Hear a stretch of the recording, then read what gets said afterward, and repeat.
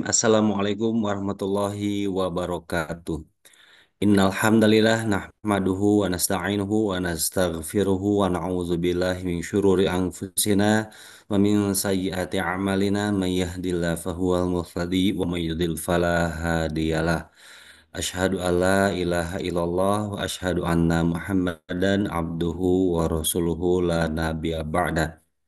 Alhamdulillah puji dan syukur hanyalah milik Allah Azza wa Jalla semata, Zat yang maha mulia, yang maha adil, yang maha bijaksana, yang telah memelihara kita, telah memberikan taufik hidayah kepada kita semua, telah menitipkan iman dan Islam kepada kita semua, sehingga kita dipertemukan kembali di kajian sunnah, tepatnya di kajian sirah Nabi Sallallahu Alaihi Wasallam. Dan tentu saja Allah Subhanahu wa taala telah memberikan karunia kenikmatan-kenikmatan yang begitu luas, yang begitu banyak yang telah Allah karuniakan kepada kita semua hingga sampai saat ini. Dan mudah-mudahan kita menjadi hamba-hambanya yang senantiasa bersyukur, salah satunya dengan menghadiri kajian sunnah ini. Salawat serta salam tak lupa pula kita tumpah curahkan kepada uswah kita, kudwah kita, manusia yang paling berharga, manusia yang paling mulia di semesta alam ini, baginda Nabi Muhammad Sallallahu Alaihi Wasallam. Berikut kepada keluarganya, para sahabatnya, para tabi'in, para tabi'in tabi'in, para ulama, hingga kepada kita semua yang hadir di kajian Bumiku Mengaji. Alhamdulillah atas izin Allah dipertemukan kembali di hari Senin, hari ke-27 Januari 2025, ataupun juga bertepatan dengan masuknya ke hari 28 bulan Rajab 1446 Hijriah. Kurang lebih kita akan memasuki sekitar 32 hari menjelang bulan suci Ramadan yang dinanti-nantikan. Semoga kita semuanya diberikan kesempatan oleh Allah Subhanahu wa taala untuk menikmati jamuan istimewa, ibadah-ibadah istimewa di bulan Ramadan Karim ini, insya Allah. Jemaah sekalian yang semoga dimuliakan Allah Subhanahu wa taala, sebagaimana yang telah disampaikan di grup WA Bumiku Mengaji ataupun juga ya sosial media lainnya, bahwa kajian ini yang semula akan dimulai pada pukul 20 waktu Indonesia Barat. Namun qadarullah wa masyafa'al, Ustazuna Ali Hasan Bawazir memberikan informasi bahwa kajian akan dimulai pada 21.00 waktu Indonesia Barat. Namun jemaah sekalian, sambil menunggu kehadiran Ustazuna Ali Hasan Bawazir Hafidhullah Ta'ala, kami ingin menyampaikan terkait dengan tata tertib ataupun juga adab majelis mulia pada kajian Bumiku Mengaji. Yang pertama jemaah sekalian, marilah kita jadikan kajian online ini sebagai sarana tolabul ilmi dengan niat yang tulus, niat yang ikhlas, mengikat ilmu ini dengan tulisan, menutup adab, menutup aurat, kemudian menjaga adab majelis yang mulia sesuai dengan syariah Islam. Berikutnya jemaah sekalian, untuk jemaah yang hadir kami ucapkan ahlan wa sahlan, dan tetap untuk menjaga adab majelis yang mulia sesuai dengan syariah Islam. Salah satunya dengan menutup, khususnya bagi jemaah akhwat, untuk menutup kameranya.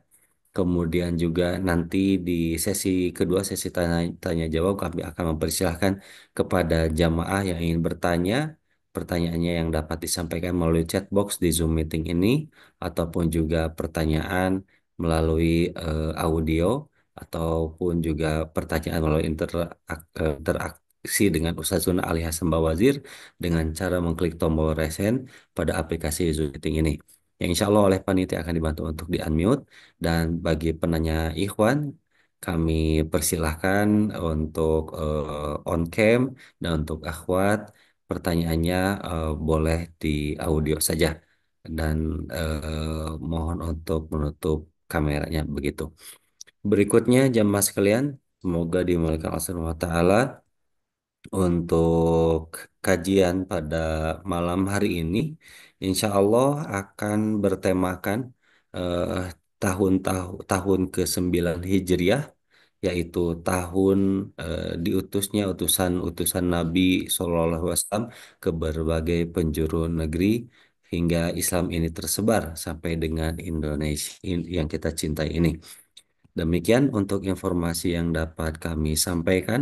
Untuk sementara, eh, kita tunggu terlebih dahulu kehadiran Ustazuna Ali Hasan Bawadir untuk mengikuti, untuk memandu, membimbing kita eh, untuk menimba ilmu dari beliau yang diambil dari kitab Al-Lu'lu' Al-Ma'nun fi Siratin Nabi Al-Ma'mun yang insya Allah kami masih menjaga komunikasi dengan Ustaz Zuna untuk mengetahui keberadaan beliau dan posisi beliau untuk mengisi kajian pada malam hari ini.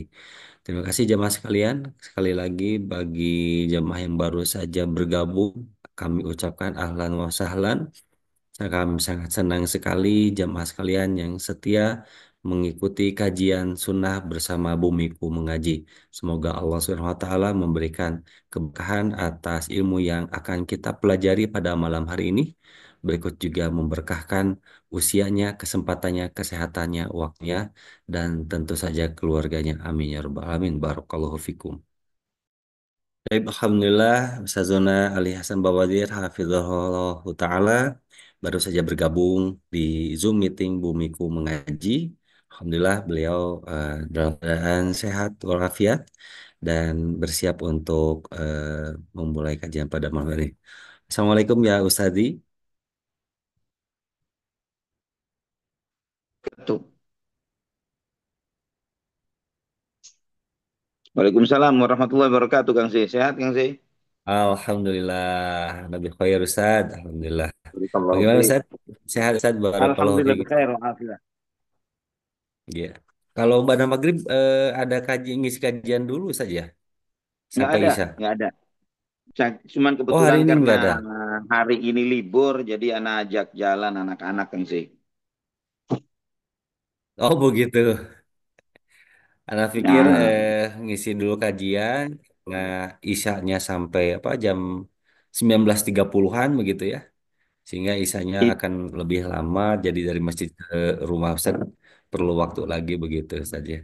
itu hanya di pekan kedua, kalau nggak salah, yang begitu doang. Kalau nggak salah di Oh pekan pekan kedua kedua. doang itu. Mm-mm. Sebentar, sebentar cek pekan kedua atau Oh setiap pekan. pekan kedua saja. Enggak, iya, cuman begitu doang. Salah satu doang nih. Oh, pekan ketiga, sorry. Hmm. Di Oh pekan pekan ketiga ketiga. doang. Ini kan pekan Nam keempat nam nih nam. hari ini kan. Betul. Itu saja. Mm-mm.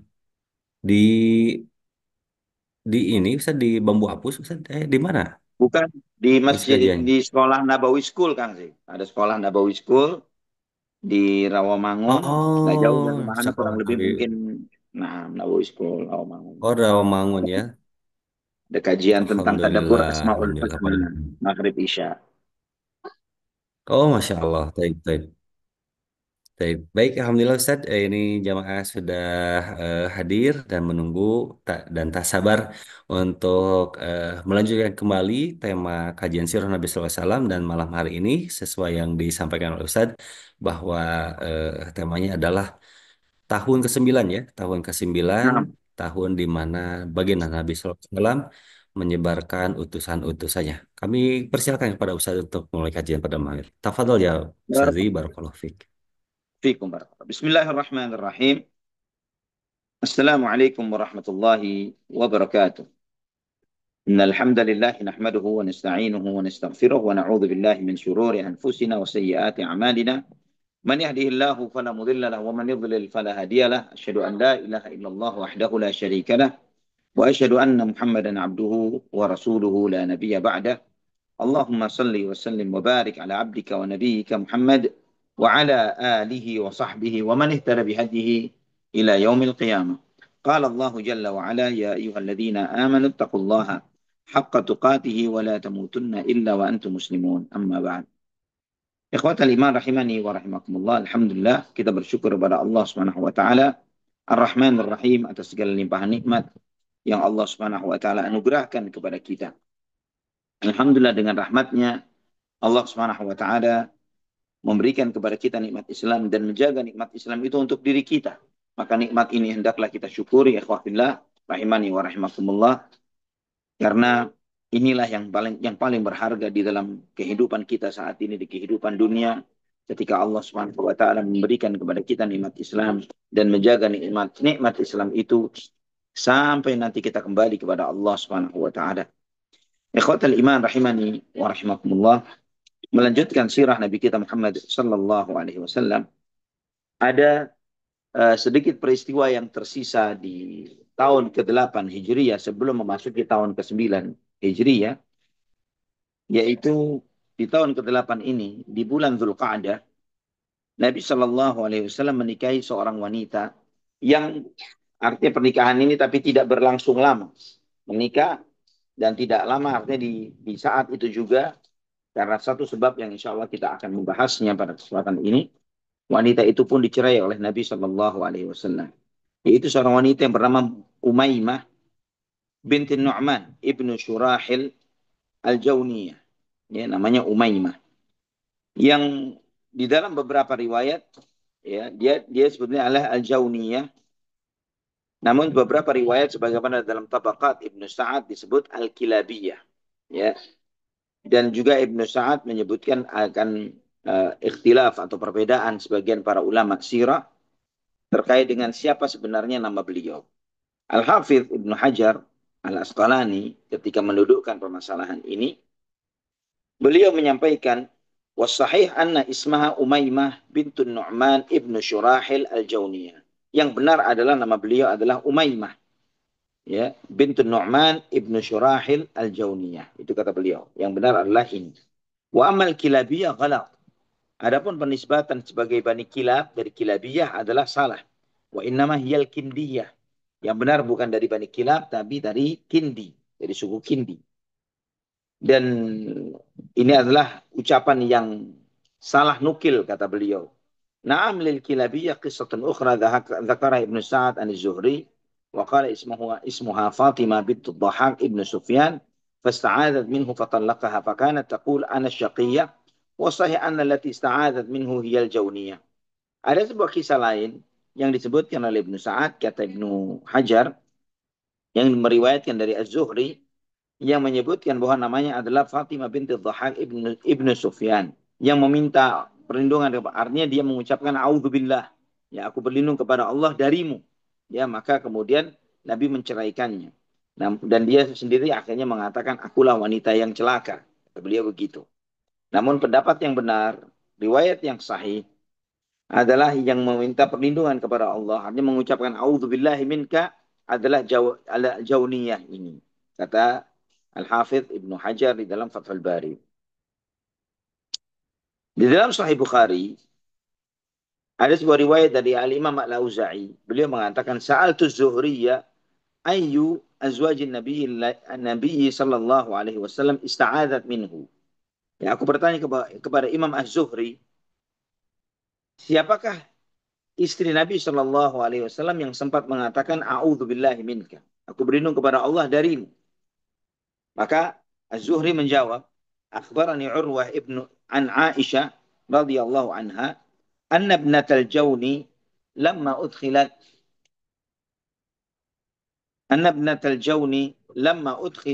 ala Rasulillah sallallahu alaihi wasallam wadana minha qalat a'udzu billahi minka qala laha laqad 'udti bi'azimin ilhaqi bi ahli. Maka Az-Zuhri menyampaikan, saya telah mendapatkan berita dari Urwah ibn Zubair radhiyallahu rahimahullah, seorang tabi'in, keponakan Ummul Mukminin Aisyah. Aisyah menceritakan, Aisyah radhiyallahu anha, bahwa putri Al-Jawn ketika dinikah oleh Nabi sallallahu alaihi wasallam dan Nabi SAW mendekatinya, wanita itu berkata, aku berlindung kepada Allah darimu. Maka Nabi Shallallahu Alaihi Wasallam pun bersabda kepadanya, laqad uthti bi'azimin. Kamu telah berlindung dengan zat yang maha agung dan mulia.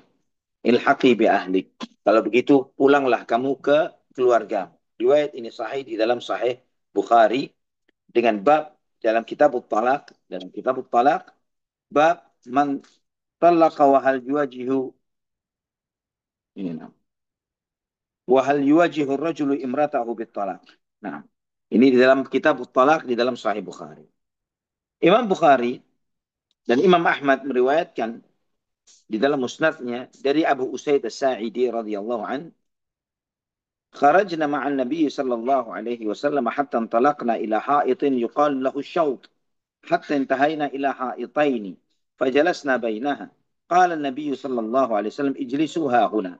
ودخل وقد أتي بالجونية فأنزلت في بيت في نخل في بيت أميمة ابن النعمان بن شراحل ومعها داياتها حاضنة لها. فلما دخل عليها النبي صلى الله عليه وسلم قال هبي نفسك لي.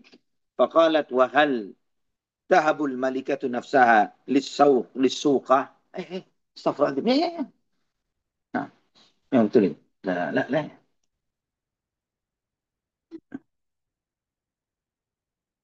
Imam Bukhari meriwayatkan dari Abu Usaid As-Sa'idi radhiyallahu an, kami bersama Nabi Shallallahu alaihi wasallam keluar sampai di salah satu perkebunan yang disebut dengan Asy-Syaut. Sampai kami berada di perkebunan itu, kami duduk di antaranya, di antara perkebunan itu, dan Nabi Shallallahu alaihi wasallam bersabda, duduklah di sini. Dan kemudian beliau masuk, dan kemudian didatangkanlah perempuan itu, Juwainiyah ini, dan kemudian ditaruh di rumah Umaymah binti Nu'man bin Syurahil, yang beliau disertai dengan ibu susunya, atau ibu yang mengasuhnya. Ketika Nabi SAW menemui wanita itu, Nabi SAW melamarnya, dan wanita itu mengatakan, apakah seorang ratu mau dinikah oleh bawahannya? Ya, dia merendahkan Nabi Shallallahu Alaihi Wasallam, dan kemudian Nabi SAW ingin menenangkan dia, namun kemudian wanita itu mengatakan, A'udzu billahi minka, aku berlindung kepada Allah darimu. Maka Nabi Shallallahu Alaihi Wasallam pun bersabda, Qad uti bima'adzin, kamu telah berlindung kepada Allah, ya berlindung dengan zat yang maha agung, Allah Subhanahu Wa Taala. Maka kemudian Nabi Shallallahu Alaihi Wasallam pun menemui para sahabat dan berkata kepada Aba Usaid, ya Aba Usaid, uksuha raziqayyaini wa alhiqha bi ahliha. Wahai Aba Usaid, berilah kepada dia beberapa pakaian yang panjang dan kemudian pulangkanlah dia ke keluarganya. Ikhwatal iman rahimani wa rahimakumullah. Di tahun ini juga, di tahun 8 ini, buat siapa? Nah? Di bulan Dzulqa'dah tahun ke-8 Hijriah ini lahirlah putra Nabi Shallallahu alaihi wasallam yang bernama Ibrahim. Ya, yang bernama Ibrahim. Yang beliau ini tinggal di satu tempat yang namanya disebut Aliyah, itu tempat di pinggiran kota Madinah, yang Nabi Shallallahu alaihi wasallam meletakkan atau menempatkan ibu dari Ibrahim, yaitu Maria Al-Qibtiyah, di sana. Ikhwatal iman rahimani wa rahimakumullah. Disebutkan di dalam banyak riwayat bahwa Nabi Shallallahu alaihi wasallam mendatangi Maria Al-Qibtiyah ini di rumah tersebut, ya, dan walaupun semua riwayat mengatakan bahwa beliau bukanlah sebagai istri tapi budak Nabi Shallallahu alaihi wasallam, namun Nabi Shallallahu alaihi wasallam mengenakan hijab untuknya. Dan ketika beliau melahirkan, Maria Al-Qibtiyah melahirkan, Abu Rafi' menemui Nabi Shallallahu alaihi wasallam dan memberikan kabar gembira itu kepada beliau. Dan Nabi Shallallahu alaihi wasallam menghadiahkan seorang budak kepada Abu Rafi' cara menyampaikan kabar gembira ini. Imam Muslim meriwayatkan di dalam sahihnya dari Anas bin Malik radhiyallahu an, Nabi Shallallahu alaihi wasallam bersabda, "Wulida liyal lailatu ghulamun fasammaituhu bismi abi Ibrahim." Nabi Shallallahu alaihi wasallam bersabda, malam ini telah dilahirkan seorang anak laki-laki untukku, dan aku memberi nama anak laki-laki itu dengan Ibrahim, dengan nama ayahku Ibrahim, maksudnya nenek moyang beliau, yaitu Nabi Ibrahim alaihissalam.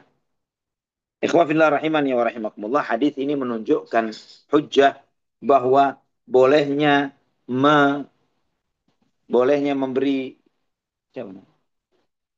man man oh ila aina Ibnu Rahman oh khalas syagalt. Nah, menunjukkan dalil bahwa bolehnya memberi nama kepada bayi yang lahir di malam kelahirannya. Ya, sebagaimana itu mengetahui, wa fillah rahimani wa rahimakumullah, di antara sunnah adalah menyembelihkan akikah dan memberi nama pada malam ketujuh ya, atau pada hari ketujuh kelahiran bayi tersebut. Namun apakah itu mutlak di hari ketujuh? Tidak, tidak mutlak. Bahkan di malam kelahiran itu pun ketika antum sebagai orang tua telah memiliki persiapan nama untuk anak tersebut, boleh menamainya walaupun tidak di hari ketujuh. Sebagaimana yang dilakukan oleh Nabi Shallallahu Alaihi Wasallam untuk putra beliau Ibrahim ini.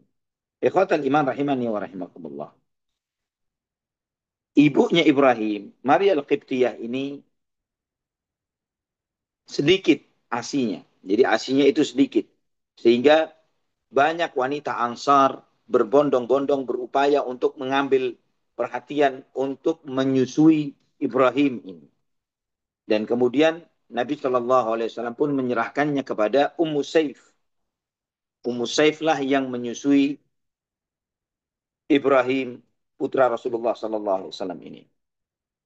Sebagaimana Imam Muslim meriwayatkan di dalam sahihnya dari Anas bin Malik radhiyallahu an, maka Nabi Shallallahu Alaihi Wasallam menyerahkannya kepada Ummu Saif, istri dari Qain, ya, yang maksudnya istri dari seorang tukang besi yang dikenal dengan sebutan Abu Saif.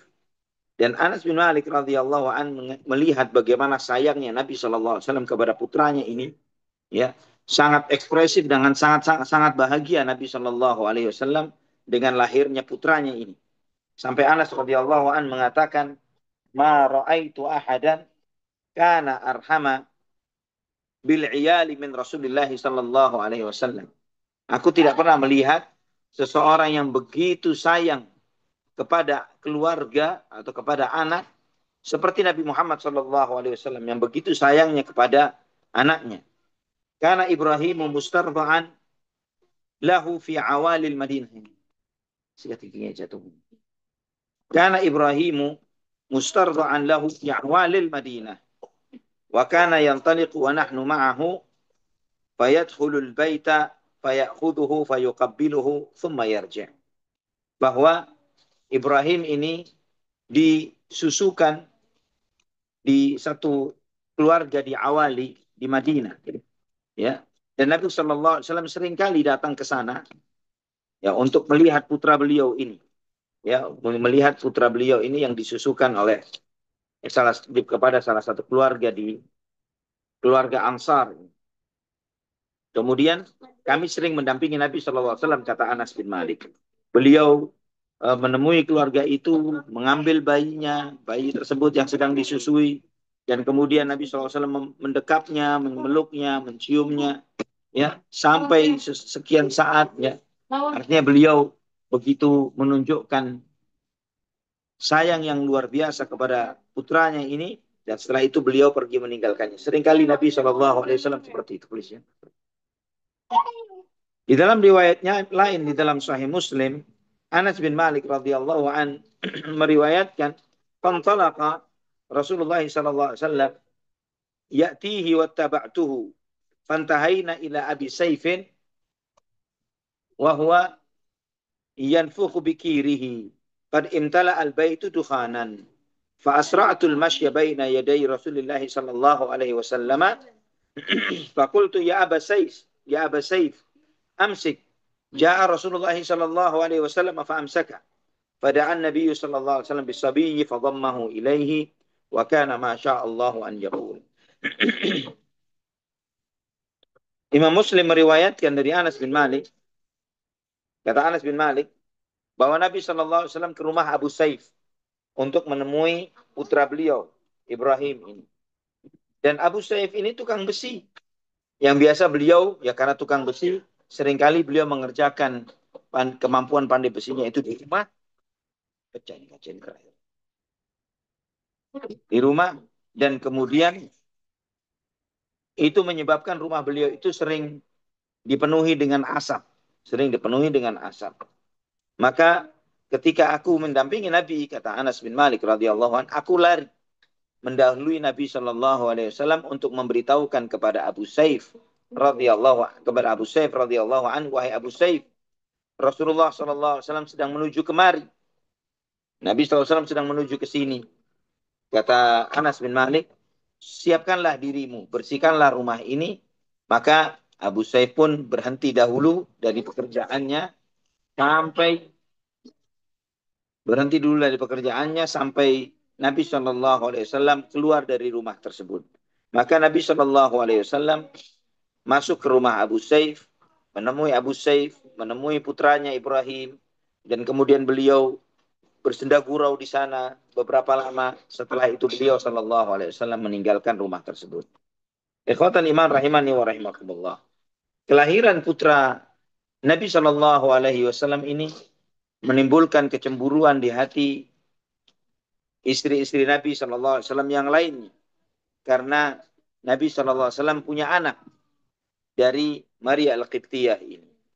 Sehingga ikhwatan iman rahimani wa rahimakumullah, pernah sekali waktu Nabi Shallallahu Alaihi Wasallam pulang dari sana, ya, dengan begitu gembiranya Nabi Shallallahu Alaihi Wasallam masuk ke rumah Aisyah, kata Aisyah radhiyallahu anha. Kemudian Nabi SAW mengatakan kepada Ummul Mukminin Aisyah, "Unzuri ila shibhihi bi." Wahai Aisyah, coba perhatikan betapa miripnya Ibrahim ini denganku. Ya, dengan bahagianya Nabi SAW karena memiliki anak laki-laki ini, dan Nabi SAW begitu gembiranya. Maka kemudian kata Aisyah, itu membuat aku sangat cemburu. Ya, bagaimana bisa punya anak dari yang lain tapi tidak denganku, kata Nabi SAW. Kata Aisyah radhiyallahu anha, "Fahamalani ma yahmilun nisa'a minal ghairah."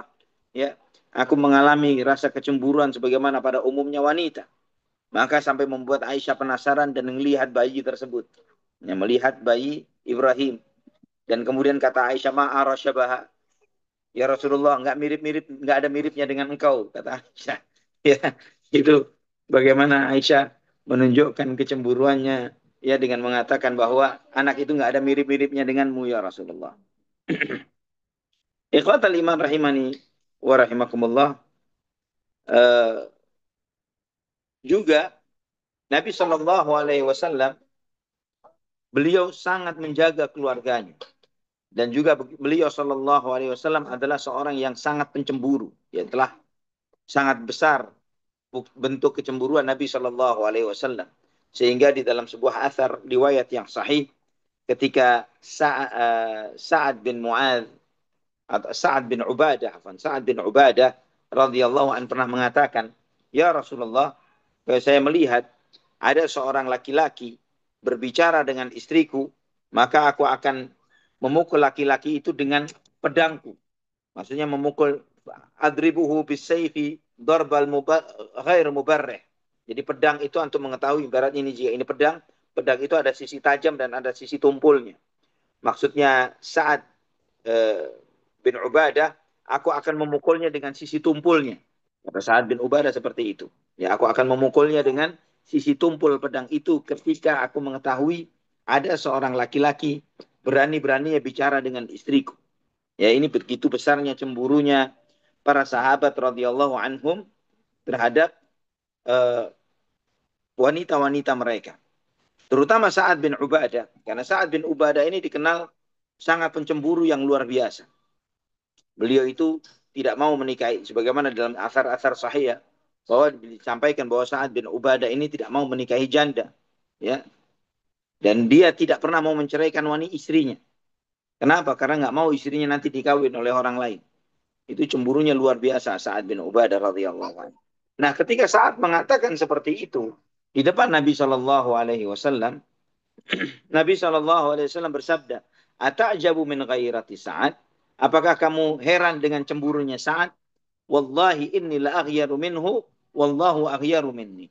Demi Allah, aku lebih besar cemburuku ketimbang Sa'ad bin Mu'adz, Sa'ad bin Ubadah. Dan Allah lebih cemburu lagi. Kata Nabi Shallallahu Alaihi Wasallam. Ya, Allah Subhanahu Wa Taala lebih cemburu lagi daripada aku. Ya, artinya menunjukkan Allah Maha Pencemburu. Oleh karena itulah Allah Subhanahu Wa Taala mengharamkan semua perbuatan-perbuatan fahisyah, perbuatan-perbuatan keji. Dan ikhwatal iman rahimani wa rahimakumullah, ada sebuah, ya, antum pernah mendengar tentang kisah tentang hadithul ifk, telah kita bahas begitu dalam terkait dengan peristiwa gosip terhadap Ummul Mukminin Aisyah radhiyallahu anha. Nah, ini ada juga sebuah gosip juga terjadi pada ibunya Ibrahim ini. Ya, disampaikan dalam Syarah Mushkilul Athar Al-Imam At-Tahawi rahimahullah dengan sanad yang hasan dari Ali bin Abu Talib radhiyallahu anhu menceritakan bahwa ada orang yang berani-beraninya mendatangi tempat tinggalnya Ummu Ibrahim ini, ya, tempat tinggalnya Ummu Ibrahim ini, dan kemudian seringkali datang ke sana sampai berita ini sampailah kepada Nabi Shallallahu Alaihi Wasallam, ya, dan itu gosip itu sampai mengisahkan hal-hal yang tidak menyenangkan terkait dengan hal ini. Maka Nabi Shallallahu Alaihi Wasallam pun memanggil Ali bin Abu Talib. Wahai Ali, intaliq, fa in wajadtahu indaha faqtulhu. Ya, Nabi SAW memerintahkan kepada Ali, wahai Ali, cari berita kebenaran. Jika ada informasi yang seperti itu benar tentang adanya seorang laki-laki yang berani terhadap istriku, ya, terhadap Ummu Ibrahim ini, bunuh laki-laki itu, kata Nabi Shallallahu Alaihi Wasallam. Kemudian Ali bin Abu Talib berkata kepada Nabi Shallallahu Alaihi Wasallam, ya Rasulullah, aku fi amrika kasikkatil Muhammad, wa amdi lima amartani, la yathnini syai'un, amis syahidu yara ma la yara al-ghaib, ya Rasulullah. Wahai Rasulullah SAW, di dalam menjalankan perintahmu ini, aku bagaikan sebuah paku yang dipanaskan. Dan aku akan menjalankan semua perintahmu tanpa ragu dan tanpa takut dengan apapun. Apakah seorang saksi dia bisa bersikap sebagaimana yang tidak dilihat oleh orang yang tidak melihat? Maksudnya, aku akan mengambil tindakan ini ya Rasulullah sampai membunuhnya karena apa yang aku lihat itu ya Rasulullah, tanpa harus mencari saksi yang lainnya dan lain sebagainya. Maka Nabi SAW menjawab, asyahidu yara ma la yaral ghaib, bahwa yang menyaksikan melihat tidak seperti yang dilihat, tidak seperti yang tidak dilihat orang yang tidak menyaksikan. Maka aku pun mempersiapkan pedangku dan aku pun jalan, kata Ali bin Abu Talib. Maka aku mendapati ada seorang laki-laki keluar dari rumah Maria Al-Qibtiyah ini dengan memikul kayu yang di situ ada kantong air. Ya, di situ ada kantong, ada sebuah kantong. Maka ketika aku melihat laki-laki itu keluar dari sana, maka aku pun menghunuskan pedangku dan mengejarnya. Ketika laki-laki itu tahu bahwa aku menuju dia, maka laki-laki itu melepaskan uh, apa yang dipikulnya ini dan dia lari. Dia lari dan dia menaiki sebuah pohon kurma. Maka ketika dia di pertengahan pohon kurma itu, dia jatuh. Ya, dia jatuh dari pohon kurma itu dan tersingkaplah pakaiannya. Ternyata, kata Ali bin Abu Talib, ternyata aku melihat dia adalah seorang laki-laki yang telah dikebiri. Ya, antum harus tahu, ikhwafillah rahimani wa rahimakumullah, bahwa di masa jahiliyah, sebagian budak, ya, laki-laki ini adalah orang budak dari Kipti, ya, budak dari Mesir. Orang-orang yang dijadikan budak di beberapa daerah di luar Jaziratul Arab, mereka itu dikebiri, ya, mereka dikebiri dan dihilangkan organnya supaya untuk totalitas untuk menjadi sebagai seorang budak. Maka ketika Ali mengatakan bahwa ternyata ketika tersingkap auratnya ternyata dia adalah orang laki-laki yang dikebiri. Maka kemudian kata Ali bin Abu Talib, ya, ternyata dia tidak memiliki apa yang Allah ciptakan bagi laki-laki. Maka kemudian aku masukkan kembali pedangku. Kemudian aku pun bertanya, siapa kamu? Kemudian orang itu mengatakan, khairan, aku orang baik, aku tidak melakukan niat, tidak ada niat buruk apapun. Aku seorang laki-laki dari Qibt, dari Mesir, dan aku tahu beliau adalah wanita dari Mesir, dan aku tahu beliau adalah wanita yang dimuliakan oleh Nabi Shallallahu Alaihi Wasallam, istri beliau. Maka aku hanya menyiapkan kayu bakar dan menyediakan air untuk beliau. Itu yang aku lakukan, tidak lain dan tidak bukan. Itu saja. Aku memuliakan beliau karena beliau adalah istri Nabi Muhammad Shallallahu Alaihi Wasallam, maka aku siapkan kayu bakar untuk beliau dan menyediakan air untuk beliau. Maka kemudian aku pun kembali, kata Ali bin Abu Thalib, menemui Nabi Shallallahu Alaihi Wasallam. Ya, dan aku menyampaikan, ya Rasulullah, seperti ini kejadiannya. Setelah itu Nabi Shallallahu Alaihi Wasallam bersabda, Alhamdulillahilladzi yasrifu anna su'a ahlal bait. Segala puji bagi Allah yang memalingkan dari kami keburukan dari keluarga Rasulullah Shallallahu Alaihi Wasallam. Ikhwatal iman rahimani wa rahimakumullah. Riwayat ini diriwayatlah Imam Al-Tahawi dalam Syarah Mushkilul Athar, dan asal riwayat ini ada di dalam Sahih Muslim dalam Kitab Taubah, ya, di dalam bab bara'atu hurumin Nabi sallallahu alaihi wasallam min raibah. Bab bahwa semua wanita-wanita yang dimuliakan oleh Nabi, istri beliau atau budaknya, terbebas dari segala tuduhan-tuduhan yang tidak sepantasnya dituduhkan kepada seorang wanita. Ikhwatal iman rahimani wa rahimakumullah. Riwayat ini memberikan kepada kita banyak hikmah dan pelajaran. Yang diantaranya bahwa Nabi kita Muhammad sallallahu alaihi wasallam basyarun kal basyar. Manusia seperti manusia yang lainnya. Beliau sallallahu alaihi wasallam tidak mengetahui yang gaib. La ya'lamul ghaib. Tidak mengetahui yang gaib. Apa yang beliau sampaikan dari hal-hal gaib itu berdasarkan apa yang Allah Subhanahu wa taala wahyukan kepada beliau. Jika tidak, maka beliau manusia biasa seperti yang lain. Dan kita mengetahui, ikhwatal iman rahimani wa rahimakumullah, sifat cemburu itu adalah bagian dari iman. Bahwa seorang suami, seorang laki-laki harus memiliki sifat cemburu yang besar, yang tidak dengan gampang-gampangnya membiarkan wanita-wanita yang ada di bawah keluarga mereka, istrinya terutama, putrinya terutama, ya, saudara kandungnya, jangan dengan ibunya, jangan gampang-gampang mereka membiarkan wanita-wanita tersebut misalnya keluar dengan tanpa didampingi dan dengan bukan mahram, atau keluar dengan bukan mahram dan yang semisalnya. Ini di antara hal yang sangat dijaga di dalam syariat Islam, bagaimana syariat Islam itu menjaga para wanita agar mereka itu tetap terjaga keberadaannya dan tetap terlindungi kondisinya, tetap terjaga di dalam pelindungan syariat Allah Subhanahu wa taala. Ikhwatal iman rahimani wa rahimakumullah. Maka setelah itu, setelah Dzulqa'dah dan Dzulhijjah ini, masuklah kepada di tahun ke-9 Hijriyah yang dikenal dengan Sanatul Wufud, yaitu tahun datangnya banyak utusan ke kota Madinah. Fathu Makkah, ikhwatal iman. Sebagaimana antum ketahui, dan ini sering diulang-ulang oleh para ulama sirah, bahwa ditaklukkannya kota Mekah memiliki dampak yang sangat luar biasa akan yang menunjukkan kemuliaan dinul Islam dan merubah sikap dan sudut pandang bangsa Arab pada saat itu kepada Nabi Shallallahu Alaihi Wasallam dan agama Islam. Yang dengan adanya Fathu Mekah ini, dengan terjadinya Fathu Mekah ini, membuat mereka bergegas berbondong-bondong untuk memeluk agama Islam. Ikhwatul iman rahimani wa rahimakumullah. Sebagaimana dalam Sahih Bukhari dari Urwah bin Salamah Al-Jarmi radhiyallahu anhu, beliau mengatakan, "Kunna bima'in mamarrin nas wa kana yamurru binna rukbanu fanas'aluhum malin nas ma hadzal rajul."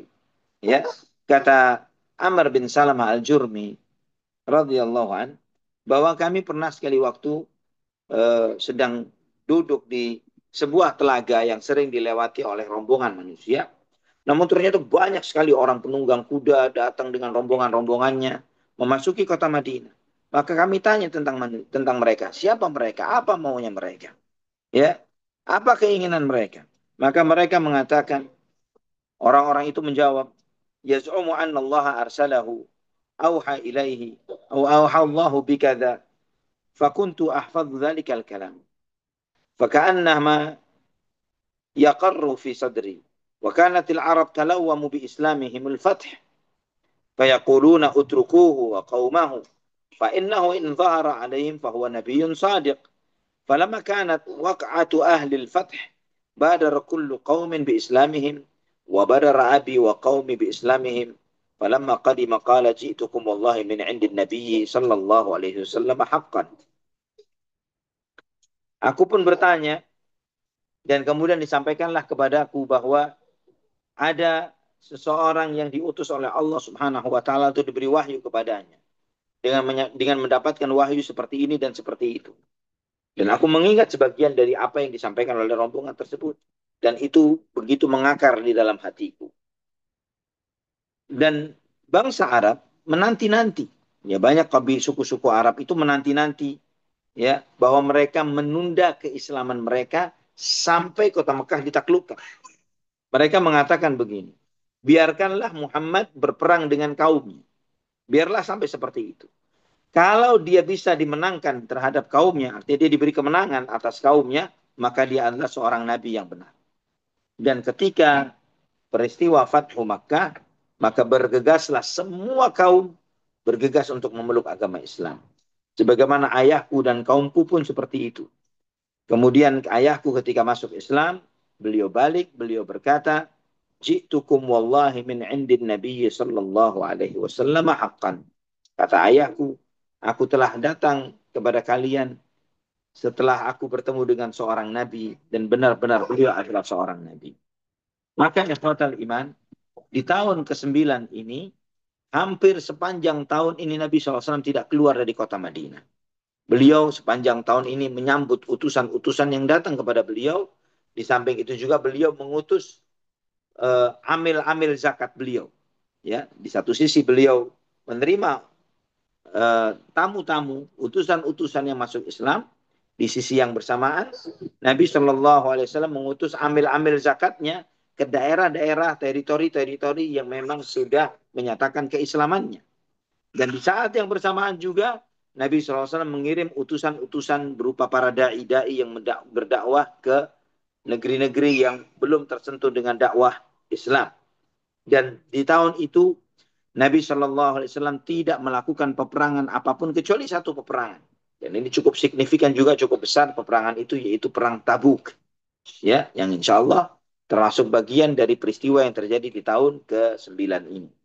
Yang subhanallah, kitab-kitab sirah menyebutkan bahwa jumlah utusan yang datang ke kota Madinah untuk menyatakan keislaman mereka itu sampai 60 utusan.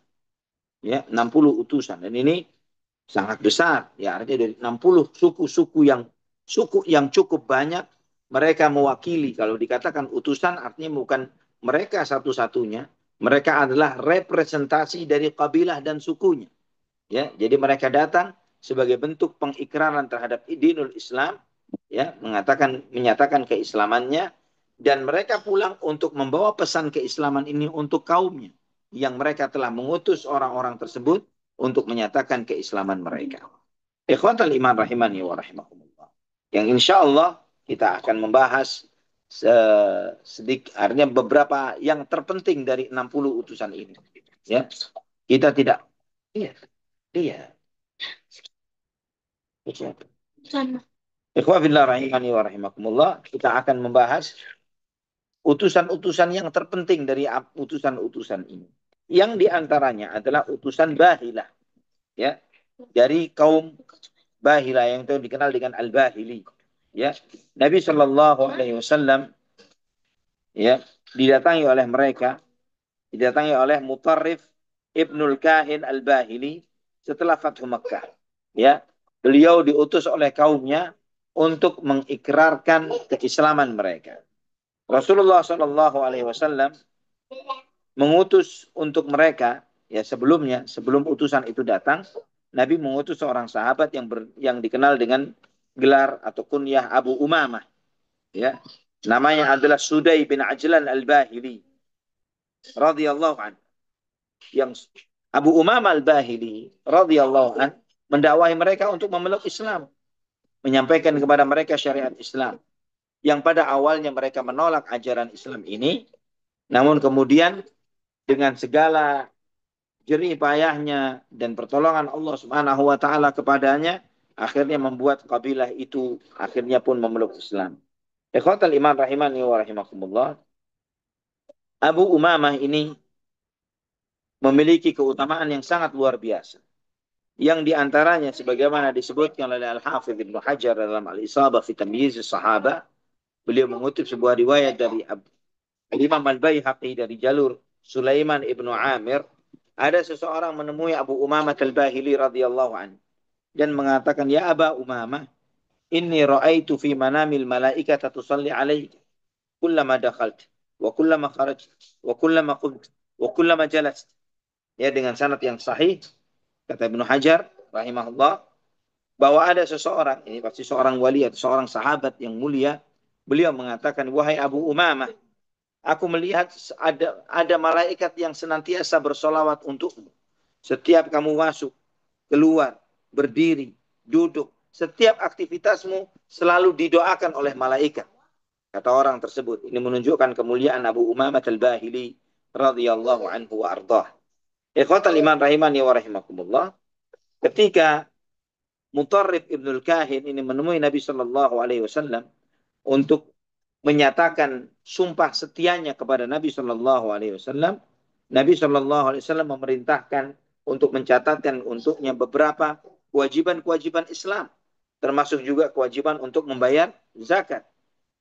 Sehingga ikhwatan iman, setelah itu datanglah Nahsyal bin Malik Al-Wa'ili, juga dari suku Bahilah, ya, yang juga utusan dari kaumnya, dan menyatakan keislamannya.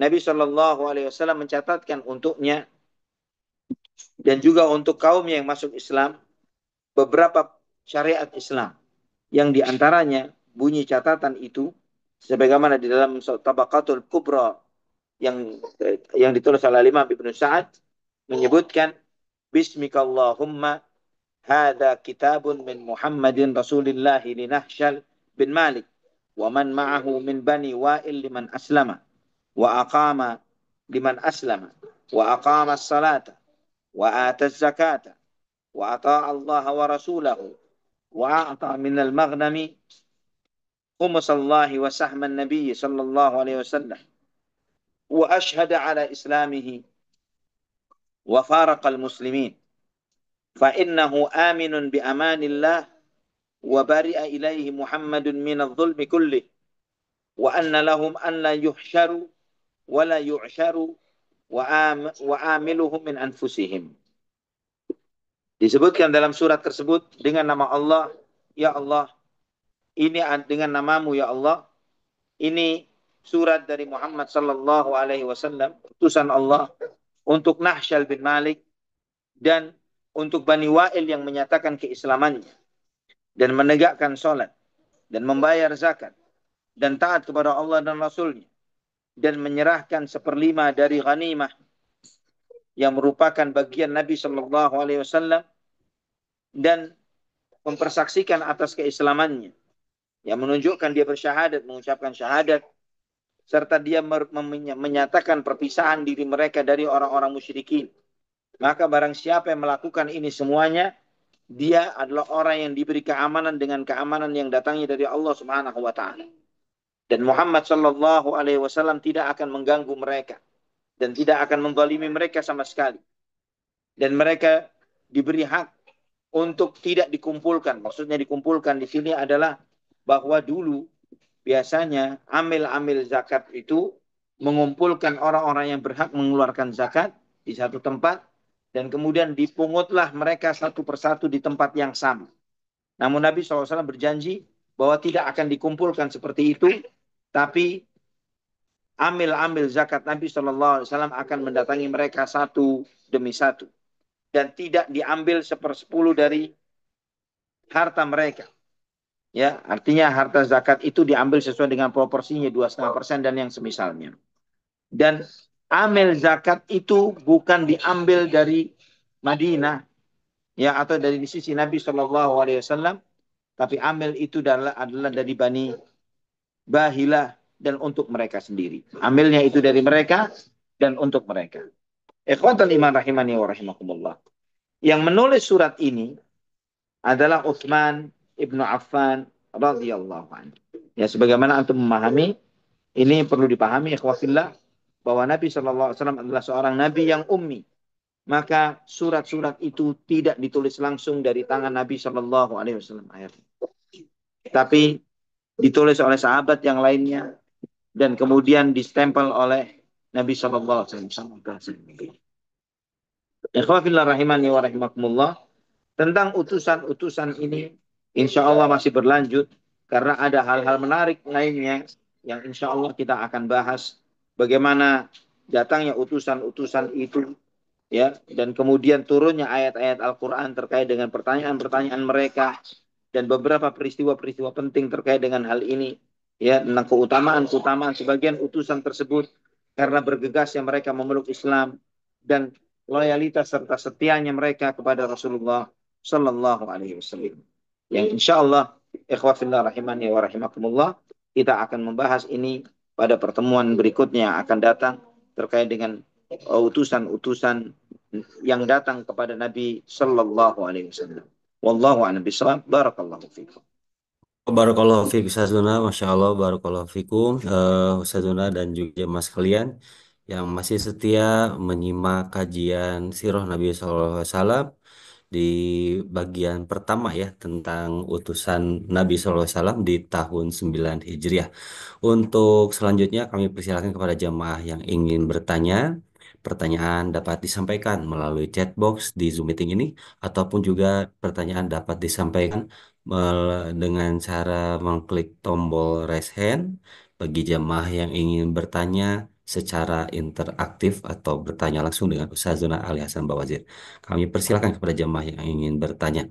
Baik, untuk sambil menunggu pertanyaan dari jamaah, barangkali eh, dari Ummu Amr mungkin ada pertanyaan mewakili dari jamaah yang berada di Amerika dan Kanada. Kami persilahkan. Oh, ada Pak Hair Samzah, Masya Allah. Silakan Bapak Hair Samzah yang sudah raise hand. Assalamualaikum warahmatullahi wabarakatuh. Waalaikumsalam warahmatullahi wabarakatuh. Kif halukum Pak Hairus? Alhamdulillah khair ya Ustaz. Masya Allah. Barakallahu Ustaz, fiik Pak Hairus. ah, soalannya agak ringkas Ustaz. Eh, Hmm. Apakah batas-batas eh, cemburu seseorang itu dari baik seorang wanita ataupun lelaki? Batas-batasnya apakah setiap kelebihan yang Allah Azza wa Jalla berikan sebagai contoh tadi Aisyah radhiyallahu anhu tidak punya anak tapi ada sifat cemburu ataupun seorang Nah, lelaki yang melihat seorang itu berilmu yang menghafaz Quran dari sudut agama perlukah dicemburu ataupun dari sudut kemewahan duniawi yang Allah Azza wa Jalla berikan pada seorang itu, bagaimana nah, batas kita? Wallahu a'lam. barakallahu fiik. Barakallahu fiik. Pertanyaannya luar biasa. Nah, namanya cemburu sama seperti perasaan yang lainnya, cinta dan yang lain sebagainya. Ikhwafillah rahimani wa rahimakumullah. Ini kalau ditanya batasannya, maka yang namanya perasaan itu unlimited. Namun ekspresilah yang menjadi penilaian. Apakah ekspresi dari perasaan itu sesuai dengan aturan dan syariat Allah atau tidak? Ekspresi cemburu atau ekspresi cinta atau sedih, marah, itu ada di dalam setiap diri setiap manusia. Namun ketika misalnya seseorang dia marah, tapi dia tidak mengekspresikan itu dengan ucapan dan bersifat umpatan, celaan, cacian, cemoohan, atau ekspresi fisik, pukulan, maka yang seperti itu malah mendapatkan pujian wal kadhiminal ghaidha wal afina 'anil nas. Allah menyebutkan kemuliaan orang-orang yang bisa menahan marah dan emosinya dan memaafkan manusia. Namun ketika dia ekspresif dengan emosinya sampai mengumpat, mencela, menghina, merendahkan, apalagi memukul dan menzalimi, disitulah nilai hukuman yang Allah Subhanahu wa taala hukumkan kepadanya. So, ikhwafillah rahimani wa rahimakumullah. Contoh yang lainnya adalah cemburu. Sama. Ketika kecemburuan itu terpendam di dalam diri seseorang, tidak ekspresif. Ya, artinya gini, perbedaan antara cemburunya laki-laki dan wanita ini, sebagaimana dalam sebuah athar, walaupun tidak, ana wallah alam, belum tahu akan derajat kesahihannya, dari Ali bin Abi Thalib radhiyallahu an, beliau mengatakan bahwa cemburunya laki-laki itu melindungi seorang wanita dari pelanggaran terhadap syariat Allah Subhanahu wa taala. Ya, menjaga hal-hal yang diharamkan oleh Allah Subhanahu wa taala.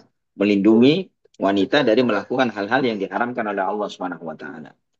Namun seringkali cemburunya wanita itu mengharamkan apa-apa yang dihalalkan oleh Allah Subhanahu wa taala. Maksudnya bagaimana? Maksudnya adalah ketika seorang laki-laki suami cemburu terhadap istrinya, yang dia itu tidak terima istrinya misalnya dilihat begitu saja oleh wanita, oleh laki-laki lain misalnya. Maka dia menuntut istrinya itu pakai hijab kamu, pakai jilbab, pakai hijab supaya tidak menjadi objek mata-mata jelalatan yang mata-mata fasik, ya. Ketika kamu bicara jangan bicara dengan yang bukan mahrammu.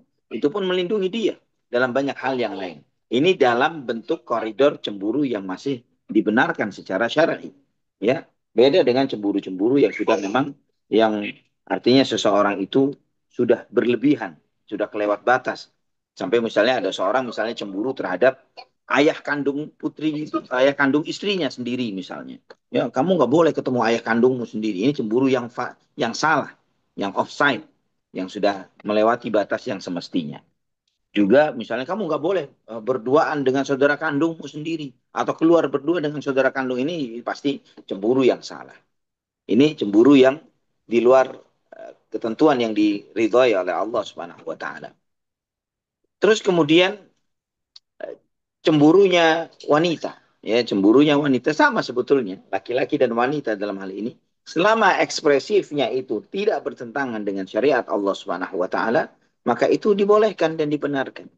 Kalau misalnya akumulasi kecemburuan itu, ya itu sangat wajar kalau ada di dalam hati seseorang, seperti cemburunya Ummul Mukminin Aisyah radhiyallahu anha, ya, yang beliau itu merasa artinya cemburu yang sampai kok Nabi SAW punya anak dari yang sana tapi tidak dapat dari beliau, misalnya. Kecemburuan seperti ini wajar, tapi tidak membuat kemudian Aisyah misalnya radhiyallahu anha misalnya menuntut Nabi SAW untuk bersikap zalim terhadap eh, Maria Al-Qibtiyah atau Ummahatul Mukminin yang lain. Kalau sampai itu yang terjadi, maka itulah yang terjadi yang menjadi sebab jatuhnya suatu hukum, ketentuan hukum zalim atau tidak zalim. Wallahu a'lam bishawab. Barakallahu fikum.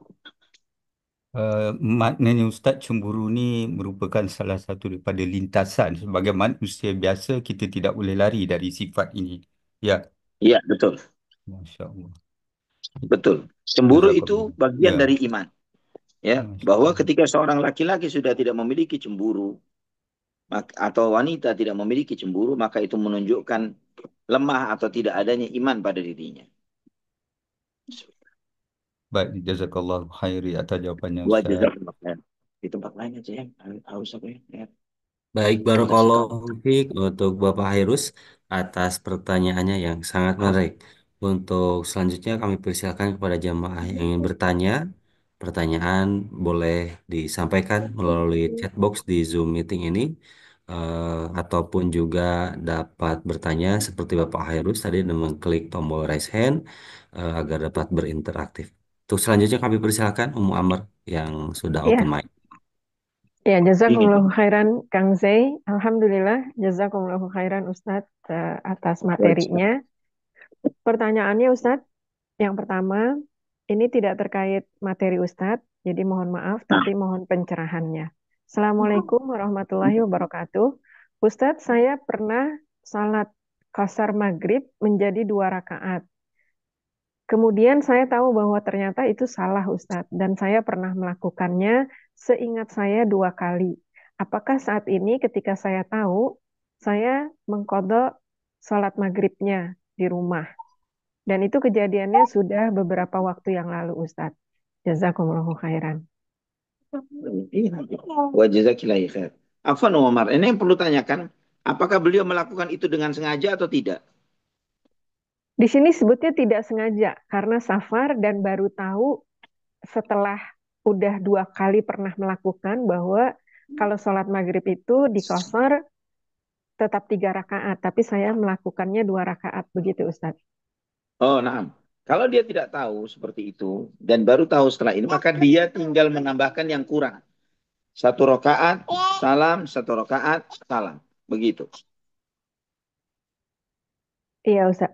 Ini kalau boleh Ana tanya juga Ustaz, ini melakukannya Nah, ditambah 1 rakaat salam, kemudian ya, diniatkan lagi sholat yang berbeda 1 rakaat salam, begitu ya Ustaz? betul, begitu, Mama. Iya. Terus ini ditambahin sujud syahwi apa enggak Sahwi. Ustaz? Oke, ya Ustaz. Nah, Jazakumullahu khairan Ustaz. sebetulnya apa yang dilakukan bukan karena dia lupa, dia sengaja melakukannya, bukan karena lupa. Ya sengaja, tapi salah. Kan begitu ya. Iya Ustaz. Maka Iya. dia terkena konsekuensi untuk meluruskan kesalahan itu tanpa sujud sahwi. Wallahu a'lam bishawab. Oke, ya Ustaz. Iya Ustaz. Jazakumullahu khairan. Pertanyaan kedua Ya, Ustaz. jangan dikasih. Nah, Assalamualaikum warahmatullahi wabarakatuh. Ustadz, apabila Waalaikumsalam. seorang suami dia punya rasa cemburu yang cukup tinggi, Ya. seringkali melarang istri atau anak-anak perempuannya keluar, tidak boleh keluar kalau tidak ada kepentingan yang sangat darurat. Tetapi dia juga, suami saya bilang kalau jalannya sama saya, nggak apa-apa kamu dandan pakai baju yang bagus.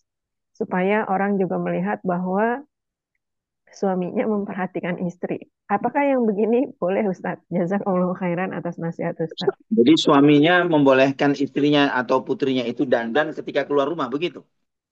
Kalau jalannya sama suami, Oh, subhanallah. Ada lagi ya. ya, Nah, itu apa yang kecemburuan boleh.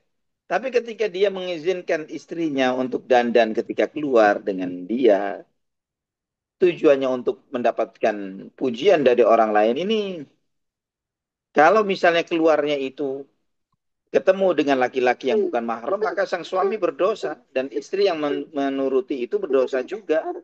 Karena tujuannya hijab adalah untuk tidak menonjolkan dirinya.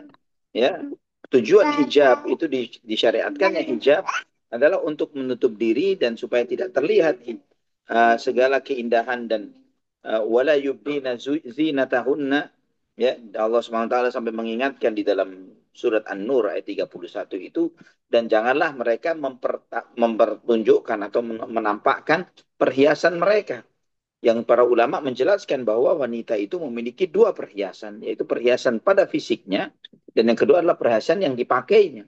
Dan itu dilarang oleh Allah Subhanahu wa taala untuk menunjukkan hal ini kepada orang lain. Illa li bu'ulatihinna aw azwaji bu'ulatihinna dan seterusnya sebagaimana di dalam surat An-Nur tersebut. Yang artinya Allah Subhanahu wa taala melarang. Maka seorang muslimah tidak boleh mempertontonkan atau menunjukkan, jangan nanti kena handphonenya lagi, menunjukkan keindahan dirinya atau perhiasan yang dipakainya kecuali kepada suami, orang tua suami, dan orang-orang yang disebutkan oleh Allah Subhanahu wa taala di dalam surat An-Nur ayat 31 tersebut. Wallahu a'lam bishawab. ya Ustadz, Masya Allah. Jazakumullahu khairan Ustadz. Pertanyaan terakhir ini Ustadz. Assalamualaikum Nah, warahmatullahi wabarakatuh. Assalamualaikum warahmatullahi wabarakatuh. Ustadz mohon nasihatnya apabila seorang wanita dia safar tapi diantarkan oleh keluarganya ke satu Iya. daerah.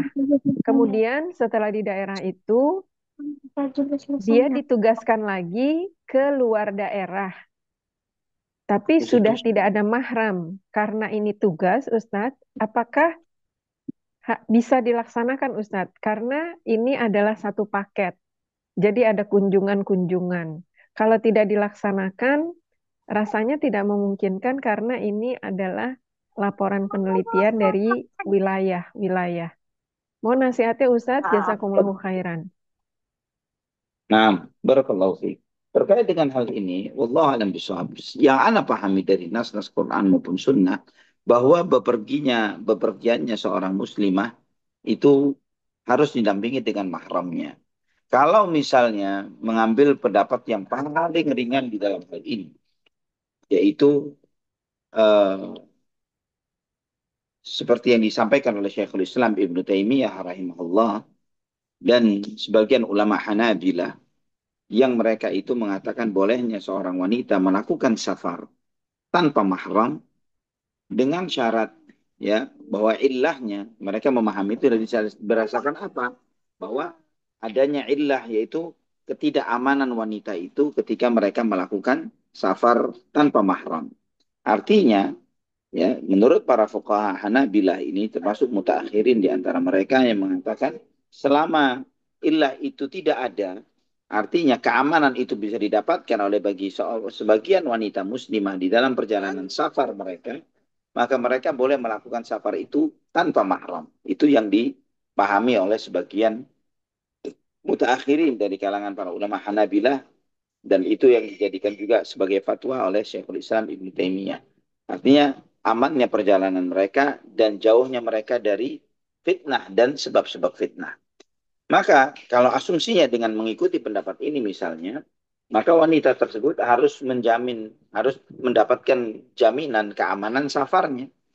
Kalau misalnya safar yang dijalaninya, ternyata dia safar bersama, ada di situ misalnya laki-laki yang bukan mahram, maka safar itu menjadi safar yang haram bagi dia. Adkhilis sayyarah kadhalik. Menjadi safar yang mahram baginya. Wallahu a'lam bishawab. Ya Ustadz, jazakumullahu khairan. Ustadz, ini ada pertanyaan tambahan satu lagi, boleh Ustadz? Nah, silakan. Iya.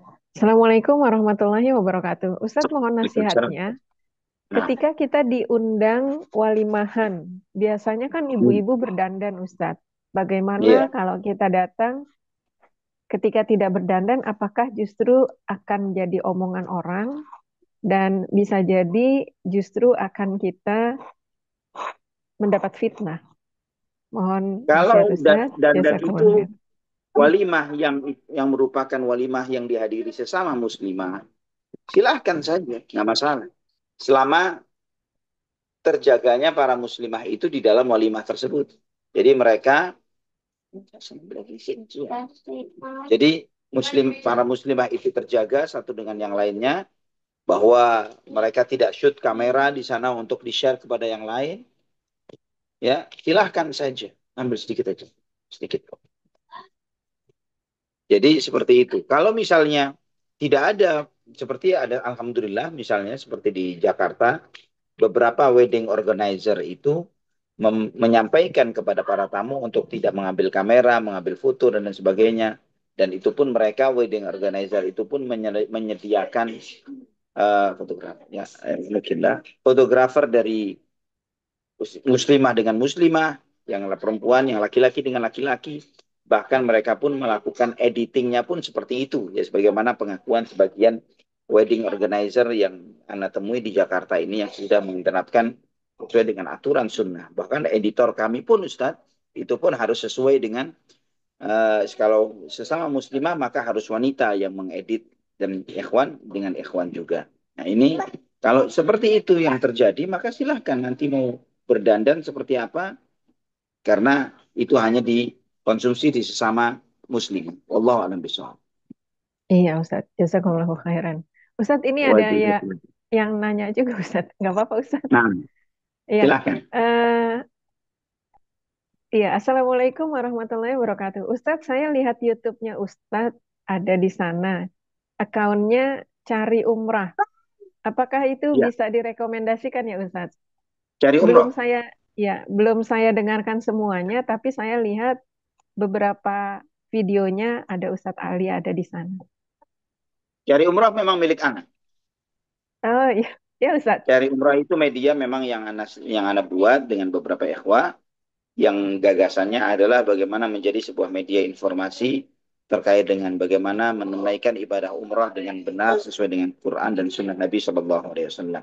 Termasuk juga nantinya ada, ya, artinya memberikan motivasi untuk bisa melaksanakan umrah dengan baik, dengan benar, termotivasi menjalankan ibadah umrah, juga mengetahui travel-travel yang recommended, mana yang enggak, begitu. Itu hanya media, itu sebuah media yang Anda buat dengan sebagian ikhwah. Tujuannya adalah untuk itu. Oh, Masya Allah. Ya Ustadz, nanti mudah-mudahan kami ikut share juga eh, biar manfaatnya bisa diambil oleh banyak orang Ustadz. Amin ya Rabb. Iya, jazakumullahu khairan Ustadz. Satu lagi Ustadz, terakhir ini Nah, Ustadz. Assalamualaikum warahmatullahi wabarakatuh. Ustadz mau tanya, kalau wanita-wanita muslimah berhijab, kemudian sering foto-foto cantik dan diposting di sosial media. Bagaimana hukumnya Ustadz? Dan mohon nasihatnya. Jazakumullahu khairan. Foto cantik pakai hijab begitu. Iya Ustadz. Anda nggak ngerti maksudnya foto cantik itu bagaimana. Ini Tapi biasanya mungkin kayak gini Ustadz. Jadi dia pakai jilbab, tapi terus berdandan, kemudian pakai gayanya kayak foto model seperti itu Ustadz. ya, أدخلت السيارة والدباب. طيب إيه إن شاء الله نحاول ذلك. طيب بارك الله فيك. بلغ سلامي إلى سنسي. السلام ورحمة الله وبركاته. Nah, Amma, itu wallahu alam bisawab. Yang ana pahami bahwa apa yang dilakukan itu menyelisihi dari disyariatkannya hijab. Subhanallah, yang ana sedihkan juga sebetulnya adalah bahkan sebagian dai ya ustaz gitu, itu dengan gampangnya dia memposting dia dengan pasangannya, memposting pasangannya juga, termasuk misalnya Anda tidak tahu motivasi-motivasi. Kalau misalnya motivasi itu adalah memberikan inspirasi atau apapun itu. Tapi ini sangat bertentangan dengan hikmah disyariatkannya hijab. Bahwa hijab itu untuk menutupi, untuk melindungi, untuk tidak diekspos. Namanya saja hijab. Hijab itu menutup gitu. Tapi kemudian hijab, tapi diekspos. Maka itu menyelisihi hikmah dari disyariatkannya hijab itu sendiri. Yang harusnya tidak diekspos, tidak dijadikan sebagai sesuatu yang diungkap, disingkap demikian rupa. Tapi malah dia harusnya tertutup dan menutupi dirinya. Malah ini malah menjadi sesuatu yang diekspos ke media dan malah di sisi itu mereka menunjukkan daya tariknya. Waliyahulillah. Tidak sedikit juga ya. Artinya yang lawan jenis yang tergoda laki-laki yang tergoda dengan yang seperti itu. Ya, dan kita tahu ikhwafillah rahimani wa rahimakumullah bahwa setan itu akan masuk ke dalam diri manusia, menggoda manusia sesuai dengan objeknya. Jadi ketika misalnya laki-laki yang fasik, ya, laki-laki yang memang cenderungnya terhadap wanita-wanita yang yang artinya tidak menutup auratnya, maka dia akan mencari yang seperti itu. Namun untuk menjerat laki-laki yang agamis dalam tanda kutip, yang laki-laki yang memiliki kecenderungan kepada agama, maka dimunculkanlah profil-profil wanita-wanita yang tampilannya berhijab untuk menjadi daya tarik mereka. Maka tidak sedikit, ini di antara musibah yang sering terjadi juga di antara kita, bahwa tidak sedikit akhwat-akhwat yang seperti itu. Walaupun beliaunya sudah berpasangan, memiliki suami, terkadang dijapri, di DM oleh laki-laki yang bukan siapa-siapanya. Dan ini menunjukkan bahwa ada orang yang tergoda terhadap dia. Padahal tidak sedikit mereka itu sesekali memposting keberadaan dia dengan pasangannya, dengan putra-putrinya misalnya. Tapi karena dia memposting seperti yang nanti sampaikan tadi, yaitu postingan-postingan dengan profil-profil yang terlihat cantik dan lain sebagainya, menggoda sebagian laki-laki. Wallahu a'lam bishawab. Jadi yang seperti itu adalah menjadi sumber fitnah, maka segala sesuatu yang berdampak madarat tidak akan pernah dihalalkan di dalam syariat Islam. Wallahu a'lam bishawab.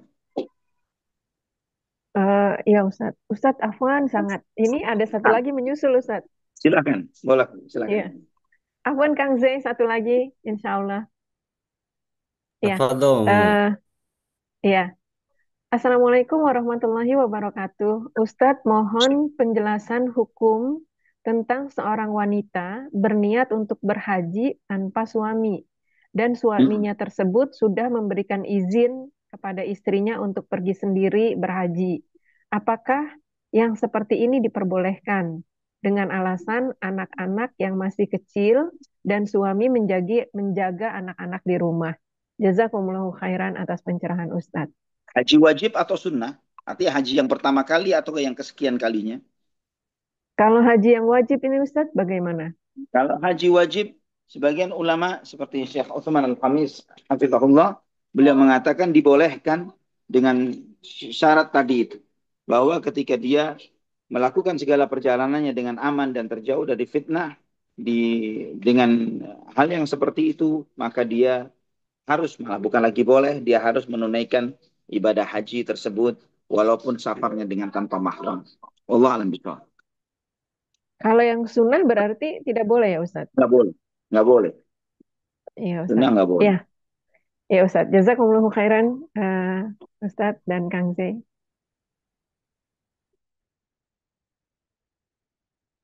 Baik, jazakumullah khairan Ummu Amar. Masya Allah, antusiasnya sangat tinggi sekali yang jemaah di Amerika dan Kanada yang sudah menitipkan pertanyaan-pertanyaannya. Selanjutnya kami persilakan kepada Abi Yahya yang sudah raise hand. Tafadhol untuk menyampaikan pertanyaannya, Abi Yahya. Assalamualaikum warahmatullahi wabarakatuh. Waalaikumsalam warahmatullahi wabarakatuh. Ustaz, saya ingin bertanya, apa benar pada zaman Nabi Muhammad masih hidup itu sudah ada delegasi yang datang dari negeri Cina, Ustaz? Hmm. Karena menurut sebagian riwayat itu Sa'ad bin Abi Waqqas itu pergi ke sana dan meninggal di sana. Sa'ad bin Abi Waqqas Pakai soya, pergi. Sa'ad bin Abi Waqqas. Sa'ad bin Abi Waqqas, ya, dia Saya apa pernah datang ke mendengar yang sana. seperti ini. Ya, sudah lama sekali saya mendengar informasi itu. Namun, subhanallah, di dalam Sahih Muslim, terdapat riwayat bahwa saat Ibn Abi Waqqas meninggal dunia di Madinah dan disolati oleh Ummul Mukminin Aisyah radhiyallahu anha. Ya. Jadi menunjukkan bahwa itu mitos yang diviralkan. Allah yang itu tidak benar. Pertanyaan kedua, Ustaz. Nah, Ustaz, apa benar doa kunut itu turun berkaitan dengan peristiwa Bi'ir Ma'unah itu yang utusan-utusan yang pura-pura masuk Islam datang lagi bawa apa membunuh utusan dari Nabi itu, Ustaz. antum ulang pertanyaannya apa? Apa benar, Ustaz, doa kunut itu berkaitan dengan peristiwa utusan Nabi yang dibunuh pada peristiwa Bi'ir Ma'unah? Iya, memang benar, tapi bukan di tahun ini, di sebelum-sebelumnya. Memang benar seperti itu. Itu kunut nazilah. Benar.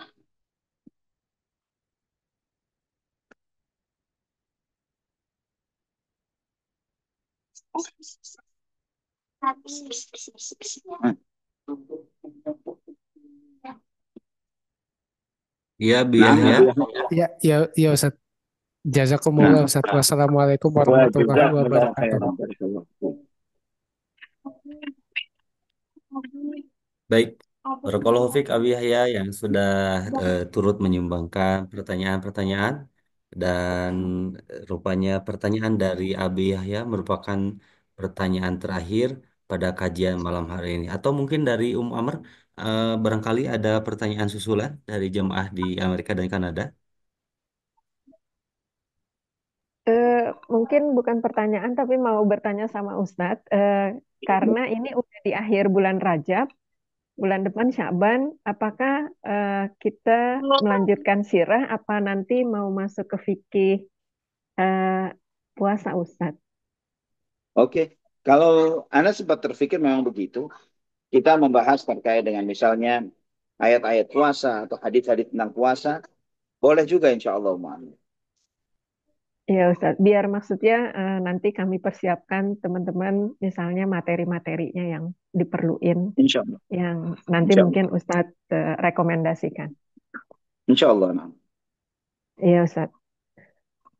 Ya mungkin Barakallah. itu aja Kang Zai. Jazakumullahu khairan Ustadz. Kang Zai. Ya, Bik. Wah, jazakumullah khairan. Wajazak khairan. Taib, sebelum ditutup mungkin ini ada pertanyaan dari eh, melalui chat di sini. Apa Ustaz? Pertanyaan tentang ayat kursi. Assalamualaikum warahmatullahi wabarakatuh, Pak Ustaz. Assalamualaikum. Assalamualaikum. Semoga Allah tabaraka wa taala selalu merahmati, menjaga dan memuliakan Pak Ustaz dan keluarga, panitia dan jamaah Amin. kajian ini. Amin ya rabbal alamin. Afwan ana izin bertanya, mohon maaf tentang ayat kursi yang artinya barang siapa membaca ayat kursi setiap selesai sholat fardu, maka tiada yang menghalanginya masuk surga kecuali maut atau kematian. Hadis riwayat An-Nasai dan disahihkan oleh Ibnu Hibban. Hadis An-Nasai dalam Al-Kubro eh, apa juz 9 ayat 44 dan dikuatkan oleh Al-Munziri dalam At-Targhib. Nah, oke. Terus Ke tergib. Nah. Iya, kemudian apa yang dimaksud dari kecuali kematian? Bukankah memang untuk masuk surga salah satu pintu yang harus dilewati itu adalah kematian? Mohon penjelasannya Ustadz. Jazakumullah khairan barakallahu fikum. Barakallahu fiik. Jelas maksud dari hadis itu adalah yang menghalangi seseorang yang istiqamah dengan benar di dalam mengamalkan sunnah tersebut. Bahwa setelah selesai dia salat fardu, dia membaca ayat kursi, maka insya Allah Allah Subhanahu wa taala menjanjikan untuk dia surga. Dan kematian artinya belum matinya dialah ya, sebelum dia meninggal dunia, itulah yang menghalangi dia untuk masuk ke dalam surga. Ya, maksudnya kematian Allah di situ artinya karena dia belum mati. Ketika dia meninggal dunia, insya Allah dia masuk surga. Itu maksudnya. Allah a'lam bishawab. Baik, Alhamdulillah. Terima kasih Ustadz untuk penjelasannya. Alhamdulillah pertanyaan demi pertanyaan telah dibahas dan juga dijawab dengan rinci oleh Ustazun Ali. Dan sebelum ditutup, barangkali ada eh, kata penutup atau akhir kalam di akhir kajian ini. Silakan Ustaz. Nah, ikhwafillah rahimani wa rahimakumullah. Insya Allah, mudah-mudahan ya Rabbana ya Karim, semoga Allah mudahkan. Nanti di kajian pekan depan, mungkin, karena Ana besok lusa safar umrah, jadi mungkin akan disampaikan mungkin di Mekah atau di Madinah. Mungkin insya Allah Ana akan coba secara maksimal insya Allah tetap menjalankan kajian ini. Walaupun mungkin waktunya kalau tetap di jam 8, jadi ya kurang lebih di waktu jam 4 sore waktu Mekah atau Madinah. Ya, tapi kalau misalnya itu anak nanti akan pastikan ke Ummu Ammar dan kepada ikhwan yang lainnya, kepada antum juga Kang Zaid, mengenai jadwal anak di hari Senin itu di mana. Kalau misalnya anak di dalam perjalanan mungkin tidak memungkinkan. Tapi ketika anak stay tidak di mana-mana, artinya dalam posisi di Mekah atau di Madinahnya, maka insya Allah kajian itu akan tetap kita laksanakan juga insya Allah. Allah alam bisawab. Itu dan terkait dengan apa namanya seperti yang Umar Ahmad sampaikan, silahkan untuk rakyatnya misalnya ketika kita misalnya di bulan eh, Sya'ban, ketika memasuki bulan Sya'ban kita mencoba untuk mengkaji terkait dengan eh, hadis-hadis puasa atau hal-hal yang terkait dengan puasa menurut sesuai dengan tuntunan Nabi Shallallahu Alaihi Wasallam atau ayat-ayat puasa dalam Al-Quran dan hikmah-hikmahnya, maka insya Allah masalah kita bisa menyepakati untuk dimulai sejak kapan. Nanti insya Allah kita akan membahas tentang seperti yang disampaikan tadi. Allah a'lam bishawab. Mungkin itu Kang Zai. Barakallahu fiik. Baik, Aduh. Alhamdulillah, jazakumullah khairan Ustaz atas penjelasannya. Mudah-mudahan Allah Subhanahu wa taala memberikan kemudahan, kelancaran, kehusuan, keselamatan kepada Ustaz yang akan Amin. Amin. Ya Allah. melaksanakan ataupun juga membimbing umroh insya Allah saja. Dan Amin. terima kasih atas kehadiran Ustazuna Ali Hasan Bawazir. Berikut seluruh keluarganya yang hadir pada malam hari ini. Yang turut hadir termasuk yang bungsu, Masya Allah, Barakallahu Fiq. Semoga menjadi hadiah kepada Ustadz dan juga keluarga pada malam hari ini. Barakallahu fikum.